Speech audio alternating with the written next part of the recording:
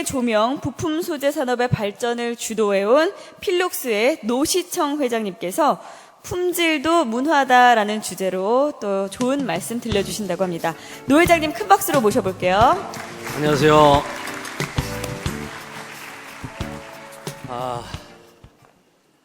여러분들 이렇게 뵙게 돼서 무한한 영광입니다.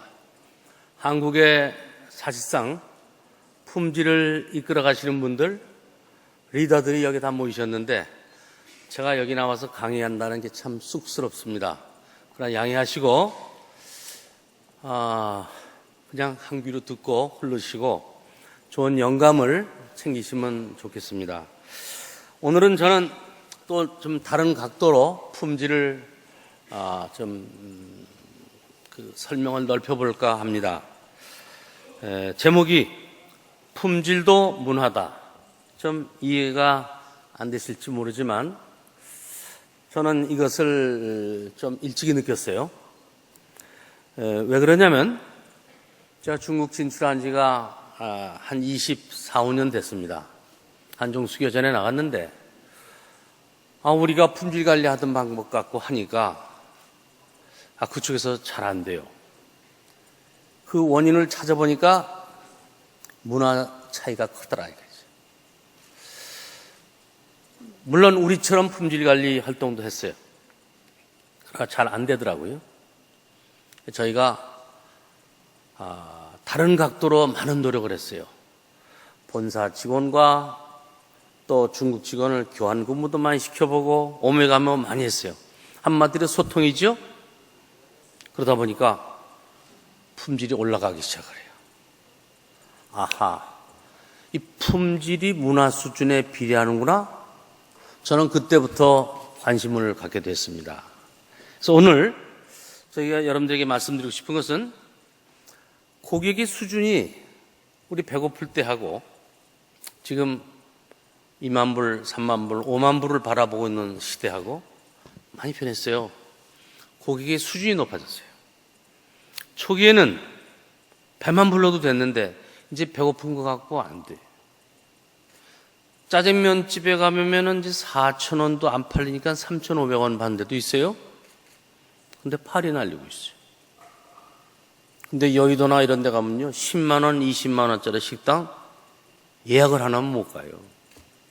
근데 저는 솔직히 짜장면 먹는 게 훨씬 좋아요. 그런데 뭔가 다른 게 있으니까 글로 가는 거예요. 그래서 배고픈 것을 해결해 주는 건 이건 기능 상품이라고 저는 생각합니다. 그리고 이런 기능 상품이 하나 둘 섞여서 합쳐지면 융복합 상품이라고들 하죠.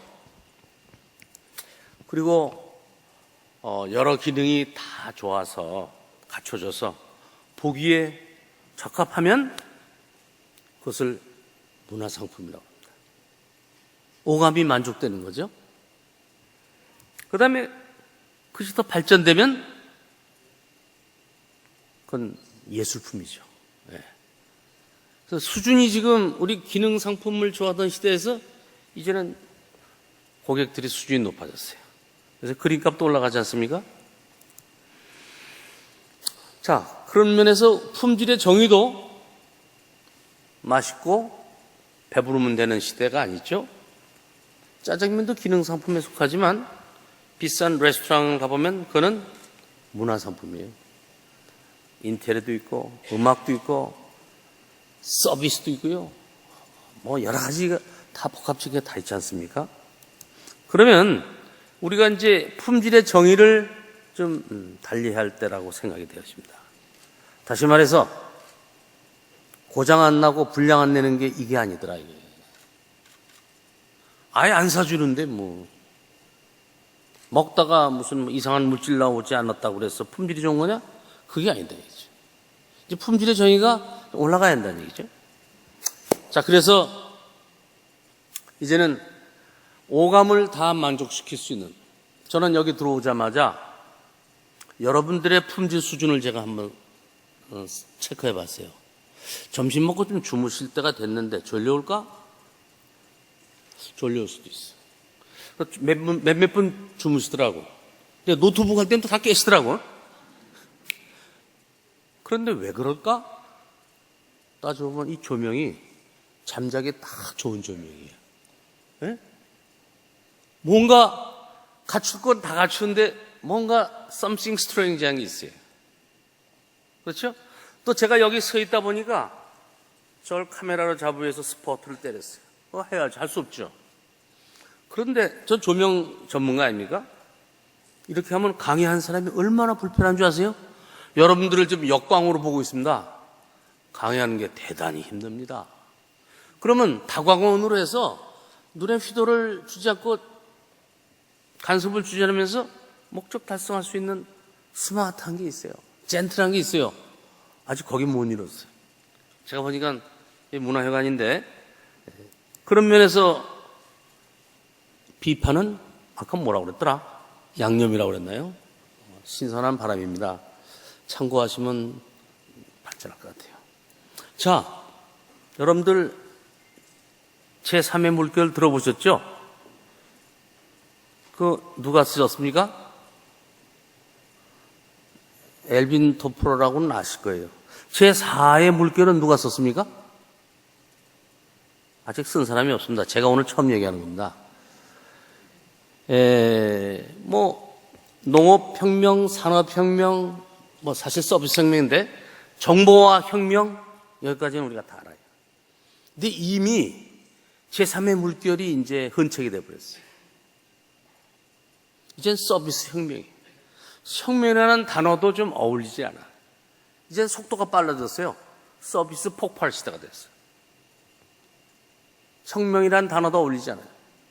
불과 몇 년 새 제가 휴대폰 보고 앱 딱 누르면요, 치킨이 도착하고요, 탁탁탁 누르면 택배가 오고요, 뭐라고 그러면 그냥 무슨 소리라도 네. 고객을 대하는 서비스 수준이 상상을 못해. 요새는 피자도 드론으로 날려다가 집 앞에 딱 잔디밭에 내려다 줘요. 휴대폰으로 페이만 하면요. 이런 시대가 됐어요. 자, 그러면 이 서비스 시대에 이제는 서비스도 시시한 서비스 갖고 안 돼. 이제 감동이 없으면 안 돼. 감동이 안 돼. 그래서 품질 관리에 정의도 얘기했고 변화도 얘기했지만 이제 여러분들이 품질 관리를 하시는 분들은요, 이제 감동을 하게 하는 품질 관리를 해야 할 때가 되지 않았나. 제가 오늘 제안하고자 하는 겁니다. 이 고장 나지 않았다, 내 잘못 아니다, 규격에 미달하지 않는다, 제품에 이상 없다, 이런 시대가 아니에요. 그거 갖고 싸워봐야 손해죠. 다음부터 안 오는데. 그래서 저는 그 감동의 기준, 고객이 어떻게 감동을 하겠습니까? 감동하는 그 기준이 뭐냐, 이거. 그건 품질관리 기준에도 없어요. 기법에도 없어요. 작업 표준에도 없어요. 이거 어려운 거예요. 이게 중국에서 하던 품질, 우리가 하던 건 이제 중국이 다 가져갔잖아요. 이제 우리나라는 이제는 감동 품질 관리를 할 때가 됐다. 이미 하고 있는 회사도 있겠죠? 자, 그러려면 그 감동의 기준이 어디에 있느냐? 저는 이걸 자연에서 차지한다고 봅니다. 여러분들, 환자들에게 맥박을 재보면 72가 정상이래요. 80, 90, 100이 넘으면 비정상이죠? 그럼 72라는 이유가 뭡니까? 그렇죠? 기준이 뭐냐, 이게. 혈압이 나이 더하기 90이래요. 그 기준이 어디 있냐, 이게. 그 기준은 자연 안에 있다는 얘기. 제가 하나 증명을 해드릴 게 있어요. 그 이전에 우리는 오감 만족, 저는 그것을 감성의 목표는 오감을 딱 만족시켜야 한다고 봐줘요. 그 중에 하나라도 뭔가 결핍되면요, 촌놈이 되버려요. 촌스러워져요. 이상해져요. 다 흉내내는데 하나라도 모자라면 짜투리가 돼요. 자, 그런데요, 이 오감 중에서도 우리가 여기 비중을, 품질 관리도 이제 파레토법 있잖아요. 관리 기법상 보면 비중이 큰 것부터 하지 않겠습니까? 근데 이 중에서 오감 중에 시각이 87%의 비중을 차지합니다. 내가 만든 상품이 고객에게 전달돼서 고객이 그 중에서 오감을 느끼는데 그 중에 시각적인 요인이 이렇게 크다는 얘기죠. 그 다음에 청각 7%, 촉각도 중요해요. 후각도 중요해요. 미각도 중요해요.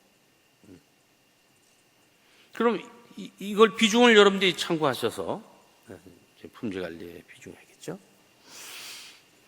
저는 이제 손주가 11살짜리가 있고, 이제 둘째 손주는 이제 5살, 6살인데요.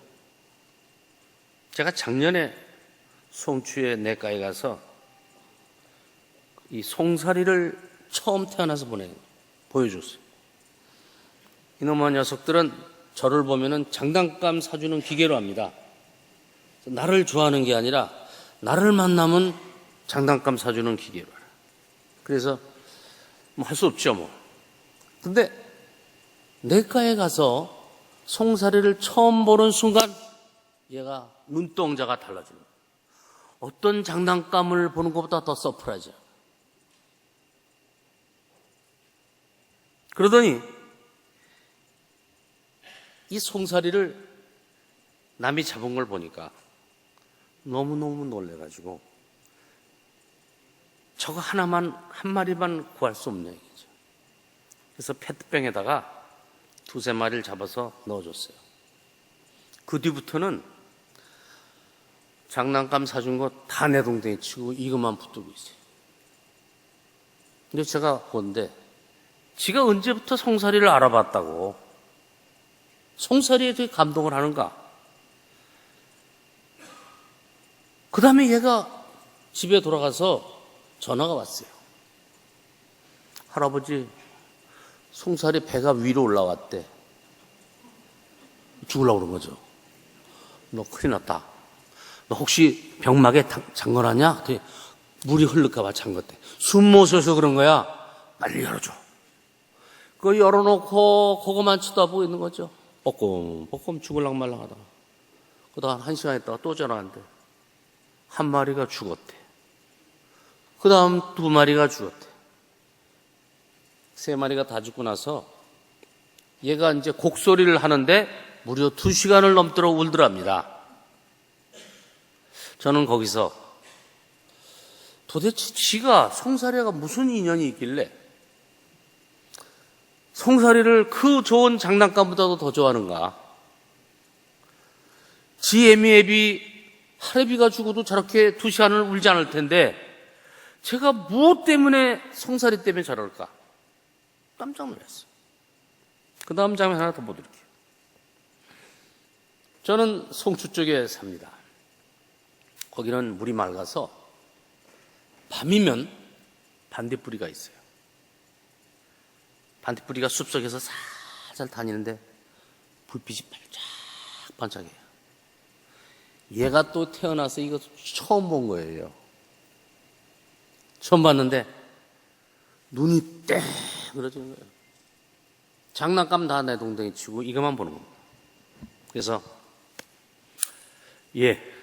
내가 저 한 마리 잡아줄까? 잡아주세요. 그러더니 잡지 말래. 지가 잡아서 송사리가 죽었잖아. 그러더니 잡지 말고 반딧불이하고 친구가 되겠대. 왜? 반딧불을 저하고 친구 되면 지가 껌껌할 때 앞에 밝게 해줄 거래요. 역시 너도 조명 사업을 하겠다 싶어서 제가 아주 흐뭇했습니다. 그런데 그 안에서 우리가 느껴야 할 것은 이 아이가 왜 저토록 감동하는가. 게다가 불만 비치는 게 아니라 일정한 리듬을 갖고 깜빡깜빡거리는 거예요. 제가 가서 이 기능을 조명기구에다가 스탠드 램프 안에 반딧불 기능을 넣었어요. 똑같은 조명기구에 그 소프트웨어 하나 넣었는데 이것 때문에 그렇게들 좋아해요? 이것이 살아있는 것보다도 꺼져 있는 것도 아니고 백사 다 반딧불에 리듬을 하나 넣었어요. 그게 좋아요. 자, 그래서 요즘에는 하늘의 별을 못 본다고 합니다. 그러나 여러분들 자녀들 나는 꼭 한번 보여줘야 한다고. 저는 예전에 산에서 틀어놓으면 논두렁 밭두렁에 놓으면 하늘에 쏟아지는 별, 너무너무 별이 많게 보일 정도로 밝은 날은 그 별이 무너질까봐, 하늘이 무너질까봐 걱정을 했었어요. 근데 요즘 애들 그 감동을 알겠어요? 자, 이런 감동을 알고 자란 아이들하고 이런 감동을 모르고 자란 아이들은 앞으로 마케팅의 문제가 있다. 이 자연의 꽃을 보고 자연을 아는 사람들은 이 기쁨을 알죠. 그러나 PC, 스마트폰만 쳐다보고 자란 애들은요, 이건 몰라요. 저희 동네 아이들 꽃 향기를 보고, 야, 왜 찌른내가 나냐? 그걸 찌른내로 알아. 꽃 향기를 몰라요. 잔디를 보고 잡초도 모르고 비교도 할 줄 몰라요. 그 요즘에 디지털 문명에 피비된 거죠.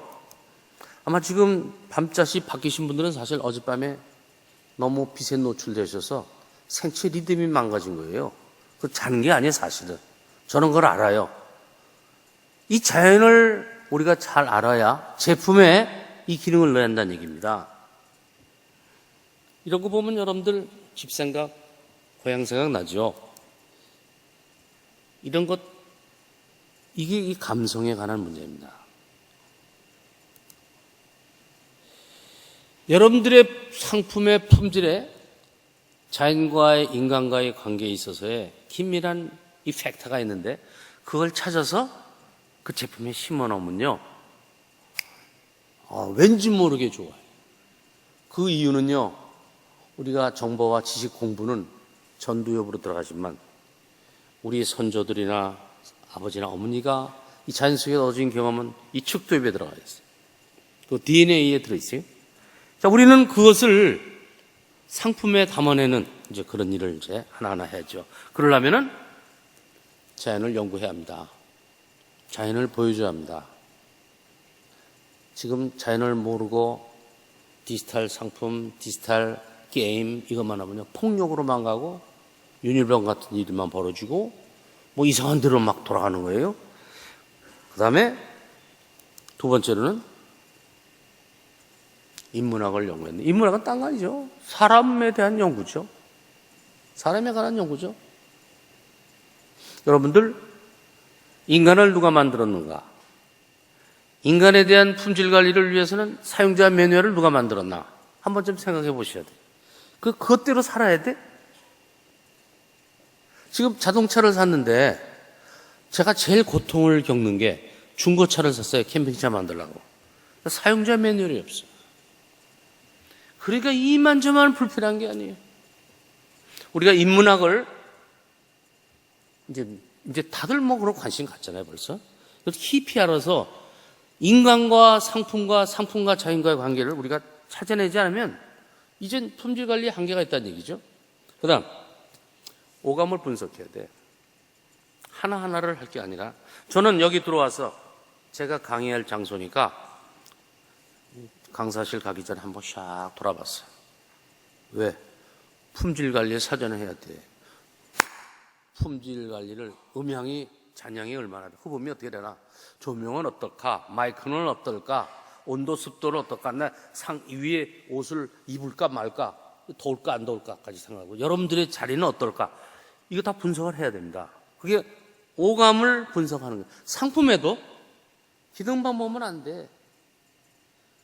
그 충격과 보호도 중요하지, 포장도 중요하고, 에브리띵 다 중요해요. 거기다 하나 더 있으면 요새 영감까지 필요해요. 고객이요, 똑같은 포장 품질인데도 재생용지를 썼는지, 재생이 불가능한 걸 썼는지, 고객이 그 사실 직접적인 펑션으로 봐서는 상관없잖아요.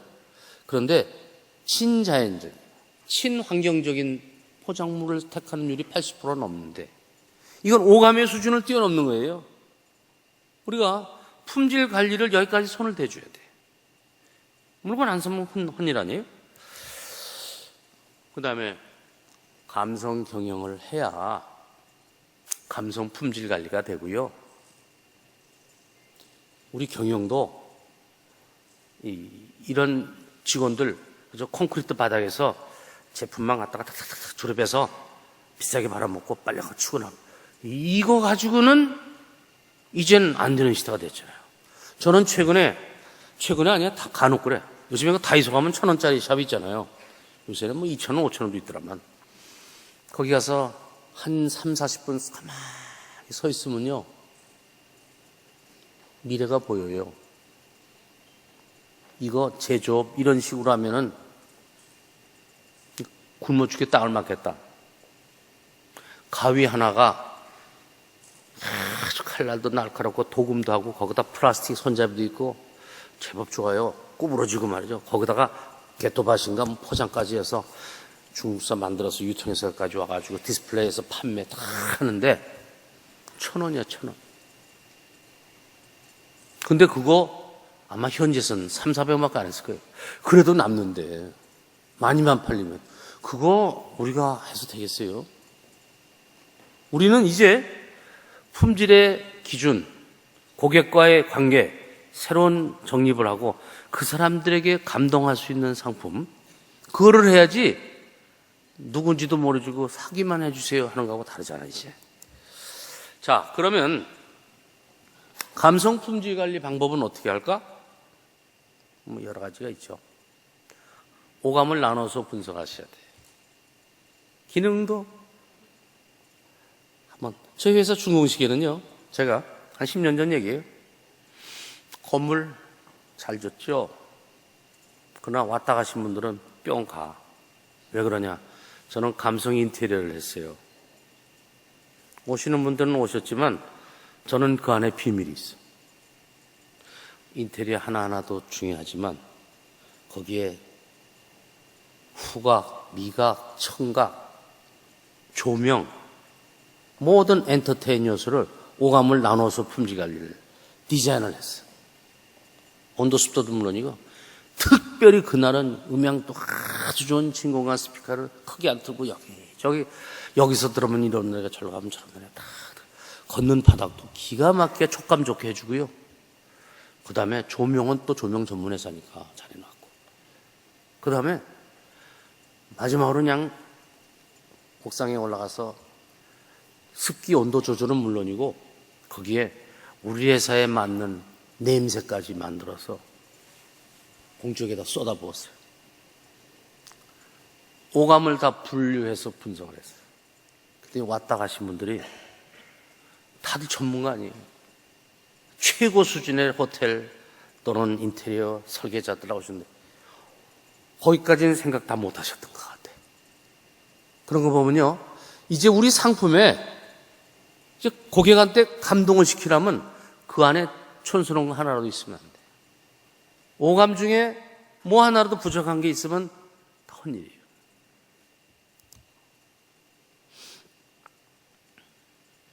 그러면 제가 오늘 말씀드리고자 하는 주제가 바로 나옵니다. 품질도 문화다. 저는 여기 계신 분들이 품질의 리더면은요, 문화인입니다. 문화 수준이 높은 거예요. 사실 리듬이 망가져서 주무시는 건 이해합니다만, 이런 강의는 굉장히 중요한 강의인데, 이걸 경청하는 것도 문화입니다. 진짜인 줄 아시겠는데? 실제로 제품을 통해서 경영주의 구성원들의 오감이 전달되는 거예요. 문화 수준 높이고요. 문화 수준 높이기 위해서는요. 직원들한테 말로만 해서 안 돼. 문화 체험을 해줘야 돼. 우리나라 참 문화 수준 높은 나라예요. 문화 체험 코스도 좀 다니고 영국도 보여주고 영화도 좀 보여주고 최고 음식도 좀 먹여보고 최고 레스토랑 커피숍도 데려가고 최고의 상품들만 지르는 데 가서 구경도 좀 하고 말이죠. 그러면 눈이 높아져. 눈이 높아지면 눈이 높아지지 않고는 절대 감동 상품, 문화 상품이 안 나오는 거 이제 이해가 되시잖아요. 체험하셔야 돼요. 그 다음에 중요한 건 아까 말씀드렸듯이 그 회사가 착한 마음을 가져야 돼요. 최근에 유명했던 회사 중에 다판다라는 회사가 있었대요. 그 회사 물건들 여러분들 사시겠습니까? 안 산대. 또 굳이 그런 홍보가 안 돼도 제품 포장을 통해서도 그 기업의 냄새가 난다. 느낌이 온다는 얘기. 착한 기업인 거 아닌가? 온다.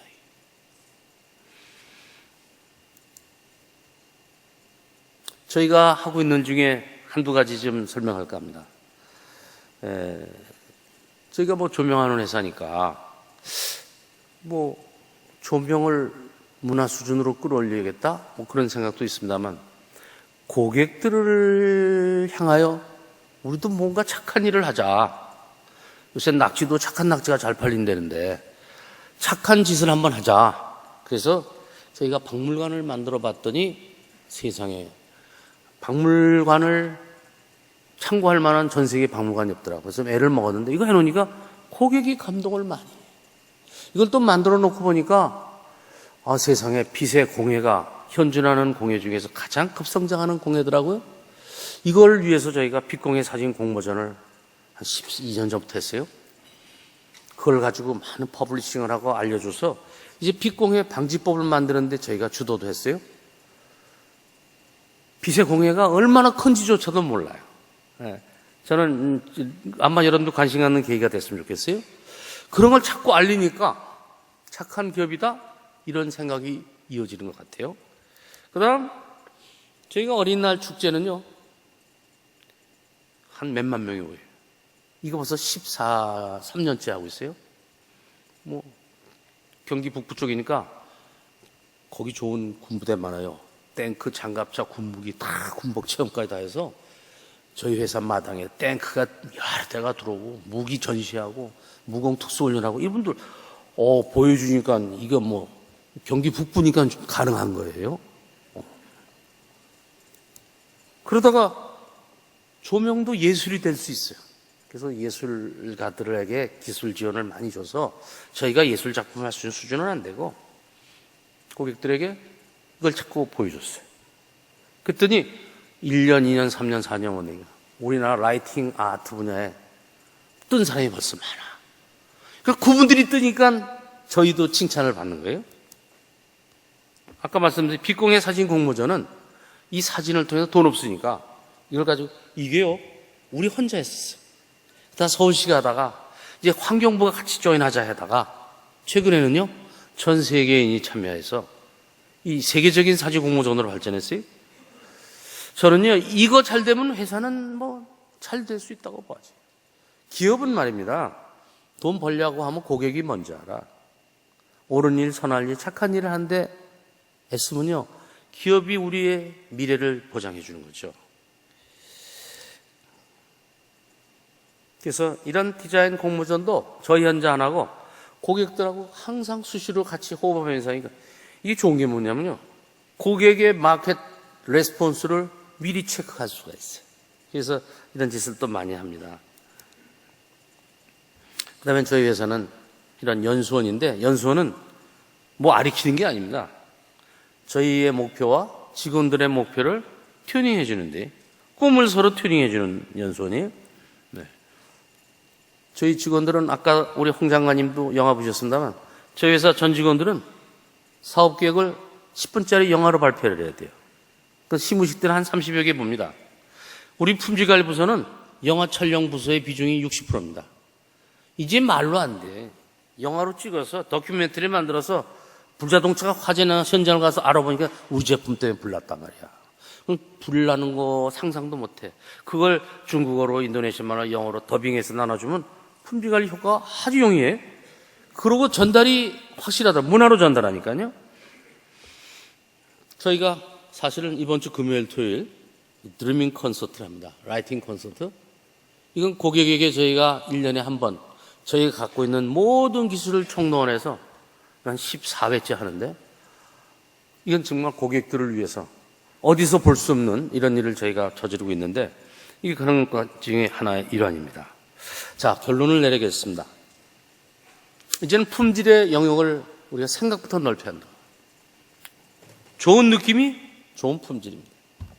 좋은 기능이 좋은 품질이라는 시대의 수준을 좀 뛰어넘어야죠. 굿 필링이 굿 퀄리티다. 결국 다시 결론으로 돌아가자면 이제 품질 수준이요, 문화 수준하고 비례합니다. 여러분들 문화인이 되셔서 문화의 수준이 높으셔서 또 직원들에게 문화 수준을 끌어올리셔서 앞으로 한류, 한국의 문화의 하나의 대류죠. 이 품질이, 난 한류에도 품질 관리를 심어서 전 세계에 큰 영향을 미치는 주도적 역할을 여러분들이 해주시기를 기대합니다. 제 강의 마치도록 하겠습니다. 감사합니다.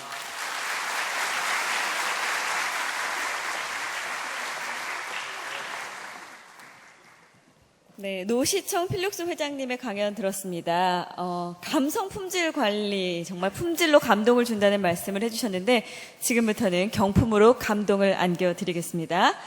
자, 이번 경품은 쌍용 자동차에서 제공하는 카메라를 드릴 텐데요. 역시 한 분입니다. 뽑아주시기 바랍니다.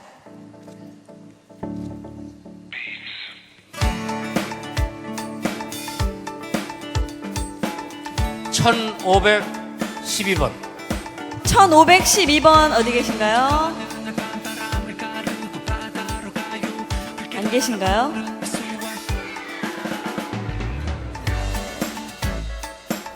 다시 뽑아주시기 바랍니다. 안 계시나 보네요. 저 여자분인 줄 알았는데 화장실이 급하신가 봅니다.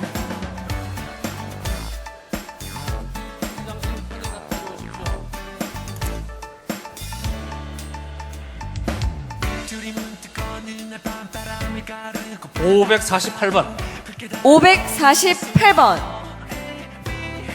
또 없나요? 여기 계시네요. 네, 쌍용자동차에서 제공하는 카메라를 선물로 드리겠습니다. 자, 여러분 너무 아쉬워하지 마시기 바랍니다. 강연이 끝날 때마다 푸짐한 경품들이 있으니까요. 끝까지 자리 지켜주시는 거 잊지 마시고요.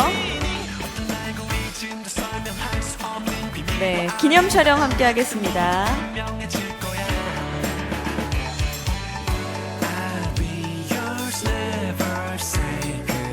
네, 축하드립니다. 다시 한번 좋은 말씀 들려주신 노시청 회장님께 큰 박수 부탁드립니다.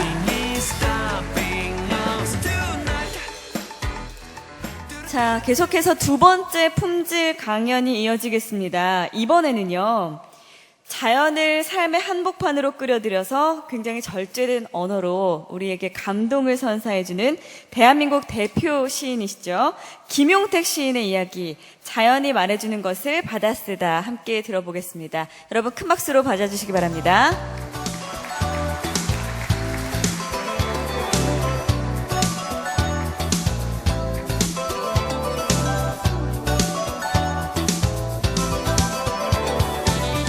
안녕하세요. 반갑습니다.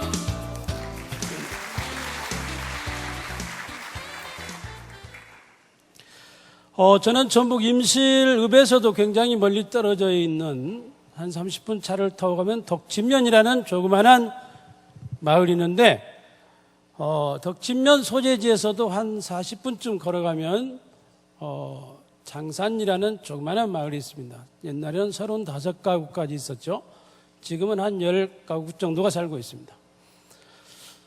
그 마을에 태어나서 그 마을에서 자라서 그 마을에서 한 40분쯤 걸어서 가면 초등학교가 하나 있는데 그게 덕지초등학교였습니다. 덕지초등학교를 졸업하고 순창 아시죠?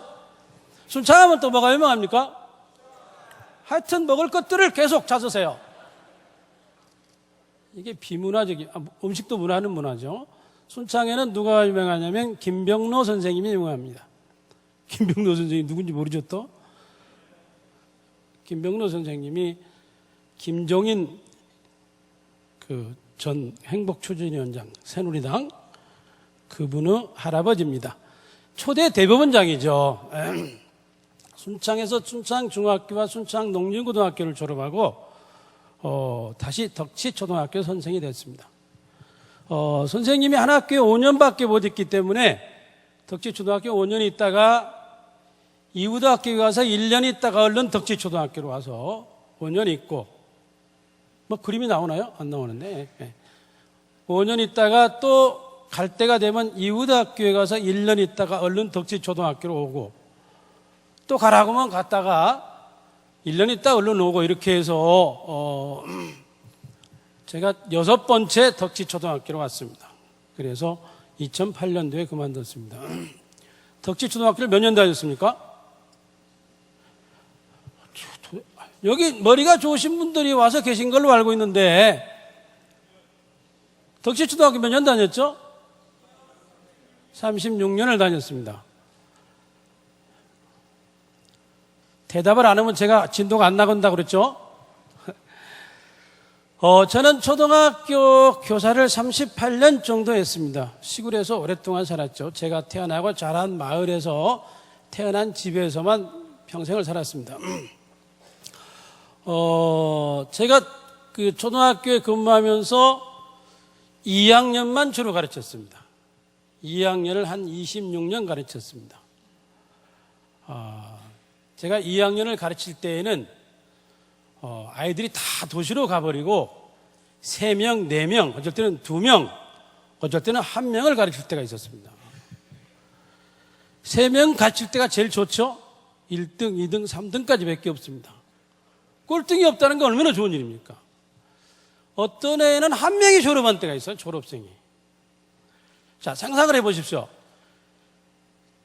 졸업식장에 졸업생이 1명이 앉아있고 양쪽으로 지역 유지들이 와 있습니다. 그렇죠? 지역 유지들이 다 와요. 우체국장, 보건소장, 중대장, 자전거포 아저씨 다 오죠? 다 와서 앉아있고, 또 한쪽에는 누가 앉아있습니까? 선생님들이 앉아있죠. 학생이 또 이 식장 중앙에는 뭐가 쌓여 있습니까?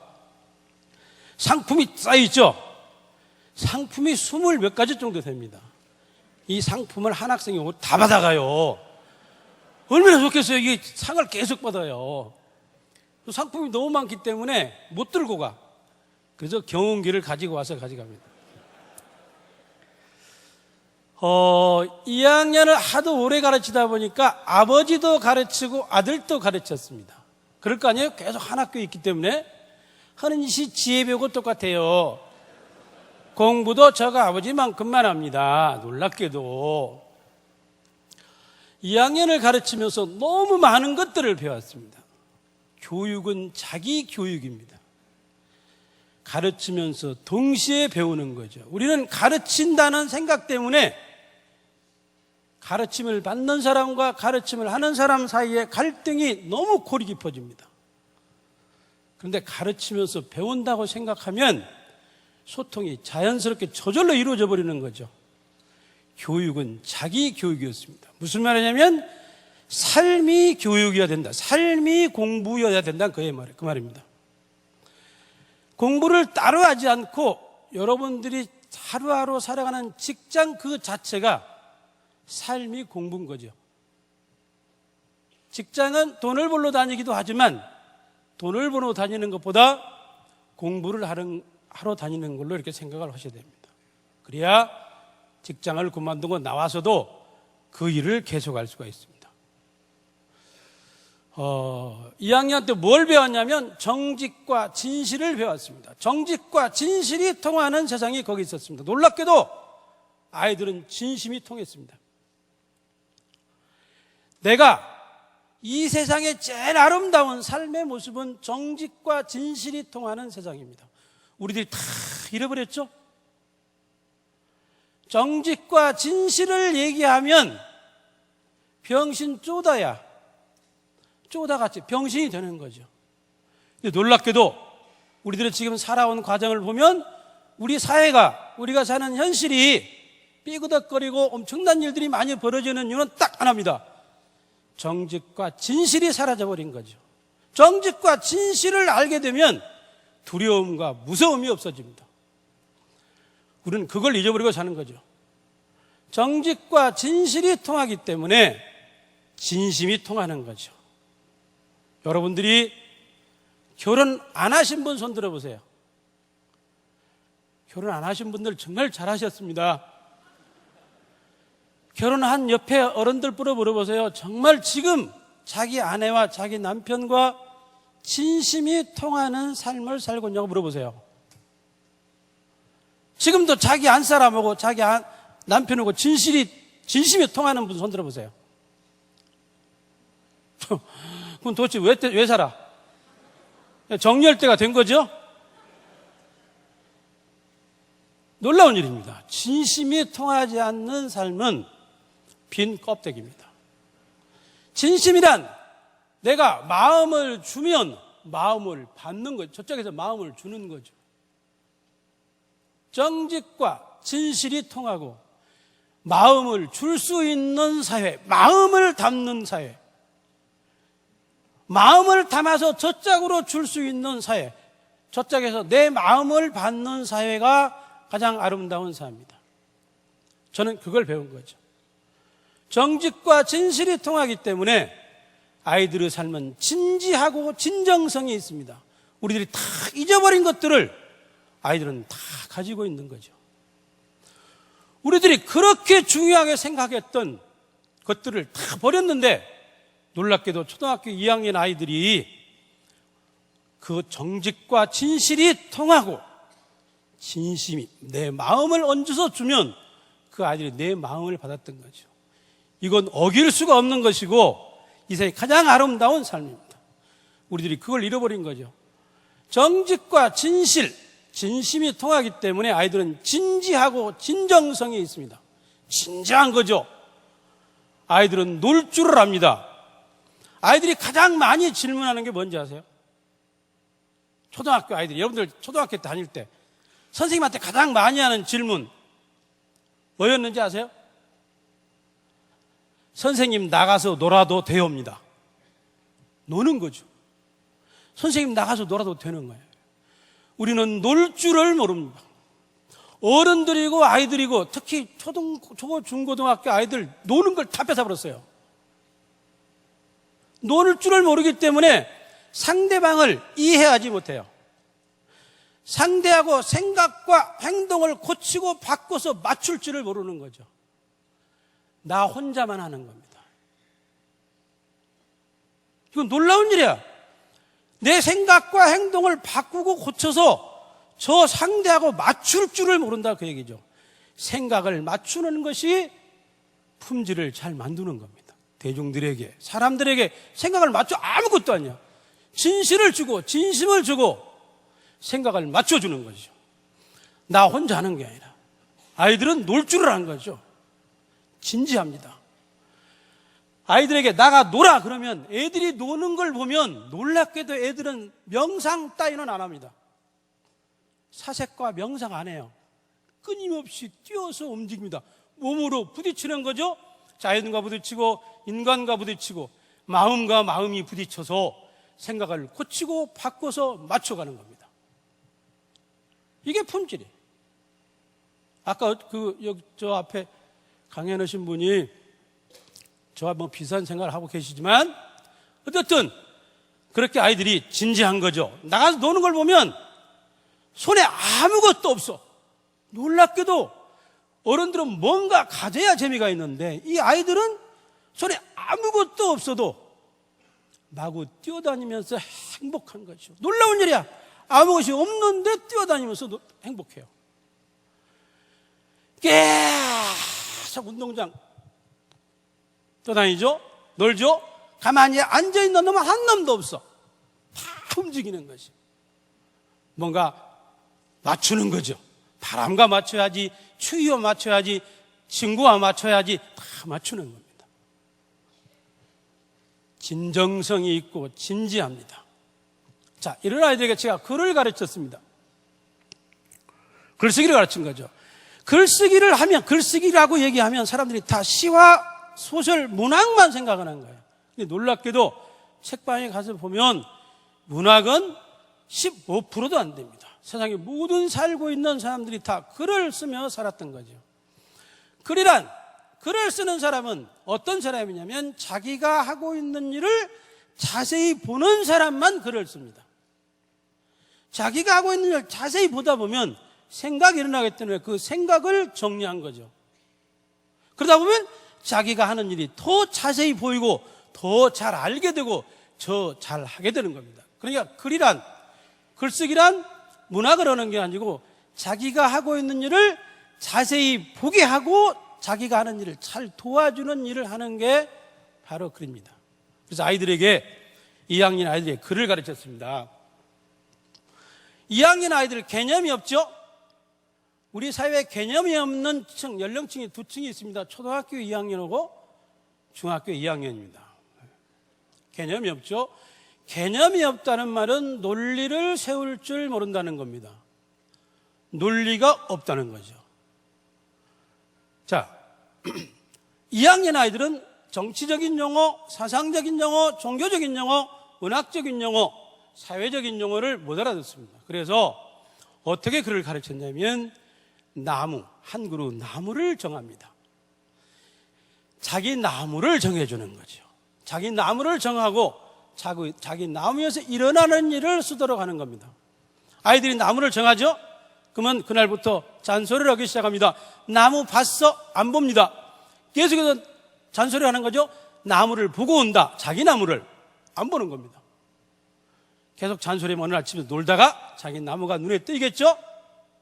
그러면 아이들이 자기 나무가 눈에 딱 뜨이면 내일 또 학교 오면 김용태이가 너 나무 보고 왔어? 라고 물어보지 않을까라고 생각하고 나무를 보고 오는 겁니다. 나무를 보고 왔냐고 물어보면 네 봤어요 그러는 거죠. 네 나무에서 어떤 일이 있었어? 이렇게 물어봅니다. 어떤 일이 있는 건 안 보고 오는 거죠. 그냥 보고만 왔겠죠? 자, 그러면 그때부터 이제 본격적으로 우리가 세상을 보는 눈을 갖도록 해주는 겁니다.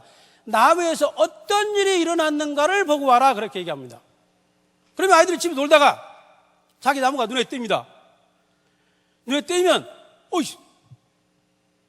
내일 또 학교 오면 김영태가 나무에서 어떤 일이 일어났는가를 물어보지 않을까라고 생각하고 나무를 보게 되는데 그때는 어제와 전혀 다르게 나무를 보기 시작합니다. 자세히 보겠죠. 놀라운 일이 벌어집니다. 자, 여러분들이 결혼할 때 자기 앞에 어떤 여자가 있었습니다. 그냥 지나쳤으면 내 인생이 이렇게는 안 됐을 텐데 자세히 본 거죠. 그렇죠? 자기 앞에 넌 남자가 있었어. 이 남자를 그냥 지나쳤으면 괜찮을 바인데 자세히 보게 된 거야. 그래서 여러분들의 인생이 이렇게 딱딱한 의자에 앉게 되어 있습니다. 네. 자, 어떻든 아이들이 나무를 자세히 보게 되는 겁니다. 자, 한 아이에게 물어봤습니다. 경수에게 물어봤어요. 경수야, 네 나무 봤어? 네, 봤어요. 네 나무가 어떻게 하고 있어? 예, 제 나무는요 마을 앞에 있는 커다란 느티나무인데요, 아침에 학교에 오면서 보니까요 느티나무 밑에 할아버지들이 놀고 있었어요. 그리고 그 앞에는요 시냇물이 흐르고 있었고 시냇물 건너에는 들판이 있었는데 들판에서는 사람들이 모내기를 하고 있었어요. 이렇게 말하는 거예요. 놀랍죠? 내가 나무 하나만 보라고 그랬는데 이놈이 하나를 자세히 보다 보니까 이것도 보이고 이것도 보이고 이것도 봤던 겁니다. 자, 그것을 쓰면 뭐가 됩니까? 새로운 세계를 만들어내는 거죠. 놀라운 일이 벌어진 거죠. 기적이 그렇게 일어나는 겁니다. 하나를 가르쳐주면 열을 아는 거죠. 이게 인문학입니다. 우리는 학교에서 하나를 가르쳐주면 하나만 아는 공부를 끊임없이 하기 때문에 두 개를 생각하잖아요. 그런데 아이들이 하나를 알게 했더니 열을 알게 되는 겁니다. 이게 창조죠. 이게 창이라는 거죠.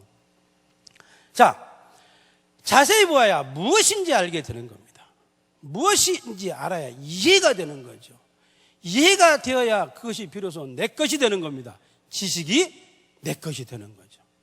지식이 내 것이 될 때 비로소 인격이 형성됩니다.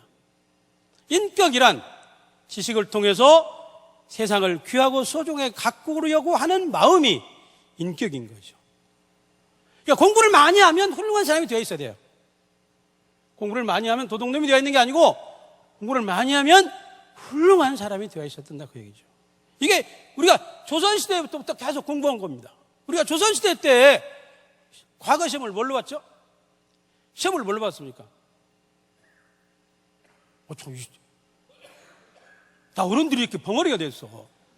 왜 가만히 있는 거예요? 회사에서 아주 뭔 말하면 늘 당해봤기 때문에 가만히 있는 거야. 가만히 있어야 중간은 따라간다. 타락한 중간주의자들 다 타락해버린 거죠. 자기 의견을 말하는 거야. 왜 말을 안 하는 거예요? 이렇게 말을 안 하는 사람들 때문에 수업이 중단이 돼, 늘. 선생님이 헤매게 되는 거죠. 제가 뭔 얘기를 하다가 이 얘기를 하죠. 이게 현실이야. 뭔 얘기했죠? 네? 과거 시험을 뭘로 봤죠? 시를 지키게 했어요, 시. 시를 잘 친 사람을 뽑아서 나라를 관리시키지 않았습니까? 시라는 게 그렇게 중요했어요. 옛날에 영어 시험 안 봤다니까? 수학 안 보고 안 봐서 시만 잘 지으면 물리가 터졌던 거야. 문과, 리, 세상의 이치를 깨달았던 거죠. 그래서 시를 보면 다 옛날에 좌의정, 우의정들이 다 옛날에 그 선비들이 다 시를 잘 지었잖아요. 제가 그때 조선시대 때 태어났더라면 솔직히 말하면 여기까지 안 와. 나도 경복궁 저짝에 청와대 앞에 거기서 영의정이나 좌의정을 하고 있었죠. 자, 어떻든 아이들이 지식이 인격이 되어서 귀하게 사람을 가꿀 줄 아는 사람이 된 거죠. 인격자란. 그렇게 인격이 될 때, 아는 것이 인격이 될 때 비로소 세상의 모든 것들이 다 나와 관계를 맺고 있구나라고 생각하는 거죠. 너무 중요한 얘기야. 관계를 하루 종일 관리하면서 사는 게 인간들의 삶입니다. 그렇잖아요? 여러분들 관계를 얼마나 어떻게 관계를 잘 관리하느냐에 따라서 인간들의 삶이 성장하고 성숙하고 퇴락하고 퇴보하는 겁니다. 관계를 관리하는 거죠. 관계를 관리하려다 보면 너무 갈등이 많이 일어나요. 갈등이 일어나면 사람들을 갈등을 가만히 두지 않고 조절하고 조정해서 조화롭게 만들려고 하는 거죠. 조화로운 삶, 조화로운 세상. 우리 아이들이 혹시 아이들이 쓴 글이 여기 있나? 내가 가져왔나 모르겠는데. 자, 어떻게 아이들이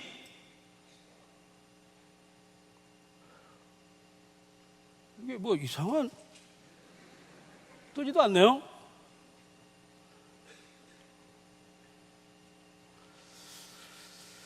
글 하나만, 애들 글 하나만 보여주겠습니다. 자, 뭘 써요? 뭘 쓰라고요? 제목이 그럽니다. 아주 싸가지가 없는 놈이죠. 이거 잘 안 보이네요. 우리 밑에까지 밑에까지 좀 보이게 해주세요. 글이 안 보여. 한 편이 다 안 보여요.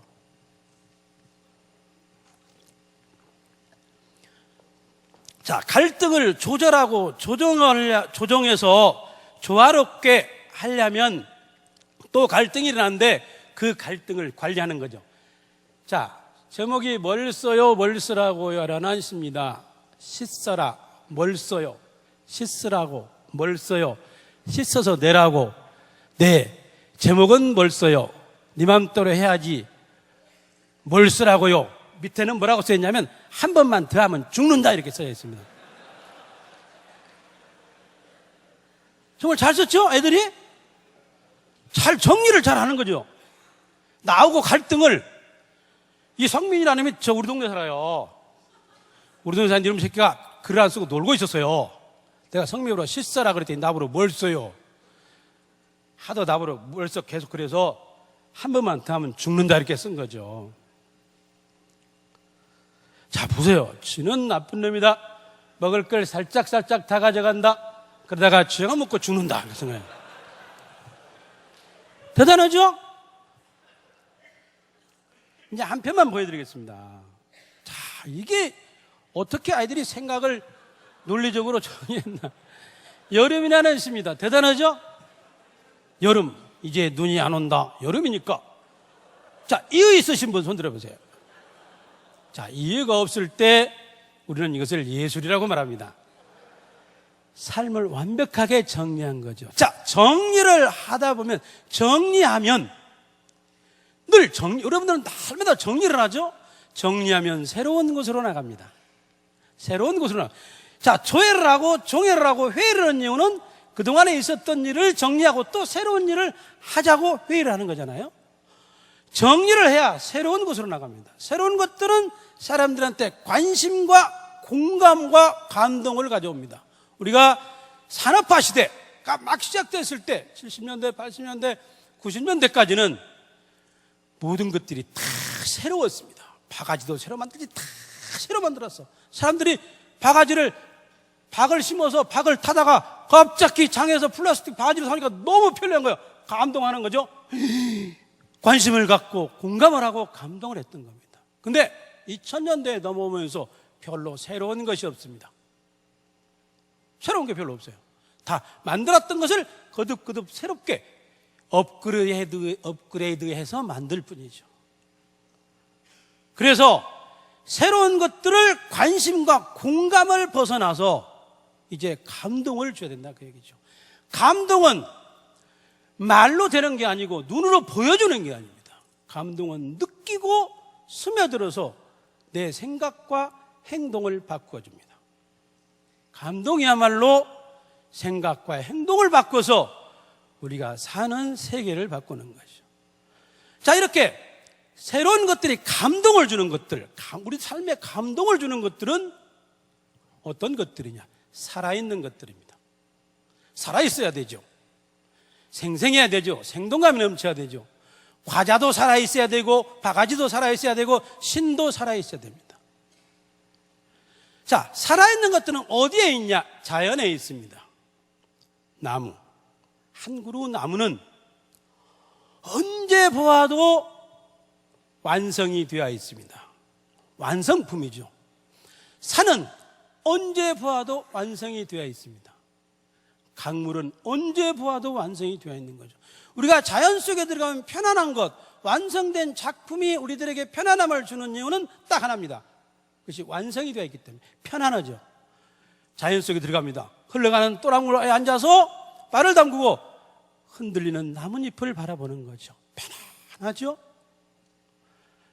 여자한테 버림받고 남자한테 버림받고 인천 앞바다에 가서 앞에 파도 앞에 앉아서 인천 앞바다를 바라봅니다. 썩을 놈 새끼, 너 아니면 없을 줄 알아? 하면서 마음을 정리하는 때 파도를 보고 정리하는 겁니다. 파도는 질리지 않습니다. 자연은 질리지가 않는 거죠. 왜 안 질리냐? 놀랍게도 자연은 완성이 되어 있는데 새롭게 보이는 겁니다. 아이들은 나에게 이 세상의 모든 것들을 새롭게 바라보는 신비로움과 감동을 줬던 겁니다. 모든 것들이 다 새로운 거죠. 새롭기 때문에 신비롭고 신비롭기 때문에 감동을 주는 거죠. 그것은 완성이 되어 있고 완성이 되어 있는데 보면 볼수록 또 새로워 보이는 겁니다. 왜 저렇게 자연은 볼 때마다 완성이 되어 있는데 늘 새롭게 보일까? 받아들이는 힘이 있기 때문에 그렇습니다. 받아들일 줄 알아야 되는 거죠.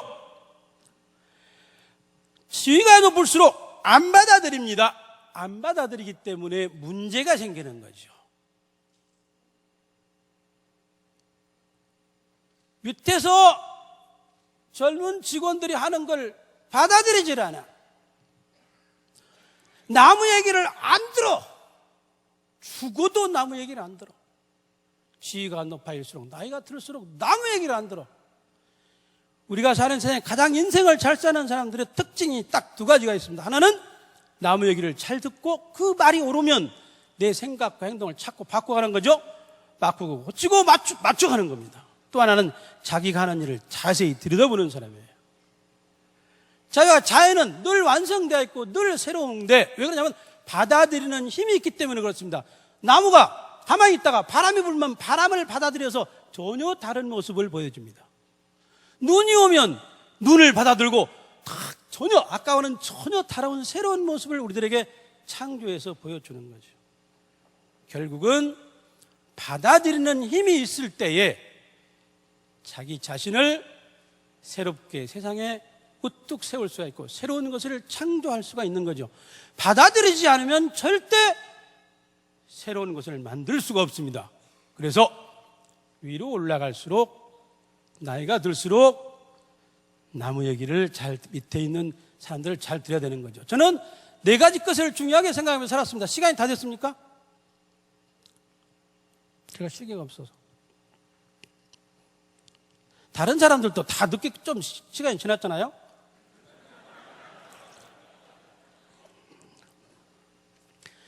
네 가지 것을 제가 초등학교 선생을 38년 하면서 선생을 들어갔더니 이 초등 교사들이, 선생님들이 교장생 교감선반을 너무 잘 들어요. 너무 놀랐어. 어떻게 이렇게 너무 말을 잘 들을까? 나는 안 들었어. 나는 나 말을 절대 그냥 받아들이지 않아요. 그것이 정말 좋고. 3분 남았다고? 네. 안 돼, 5분 더 할 거야. 알았어. 너무 얘기를 잘 알아듣는 거죠. 시키는 대로 잘하는 거야. 나는 시키는 일도 그것이 내 일로 만들었어요. 정말 교육적이고 정말 아이들한테 도움이 된다면 그거 내 일인 거죠. 그들의 일이 아닌 거죠. 교장선생, 교감선생님이 시키는 대로 잘하다가 교감이 되면 시켜. 교장이 돼서 시켜. 62살이 돼서 나와서 본 게 시킬 사람도 없어. 놀랍게도 시키는 사람도 없어요. 할 일이 없는 거야. 이야, 얼마나 괴로운지 몰라요. 시킬 사람도 없지. 아내 한 사람이 있는데 아내도 요새는 말 안 들어. 옛날에 아내가 말 잘하면 안 들어. 누가 시키지도 않아. 아무것도 못 하는 거죠. 나는 선생으로 다 그만두고 나왔더니 할 일이 너무 많아. 자, 왜 할 일이 많아졌을까? 공부를 한 거죠.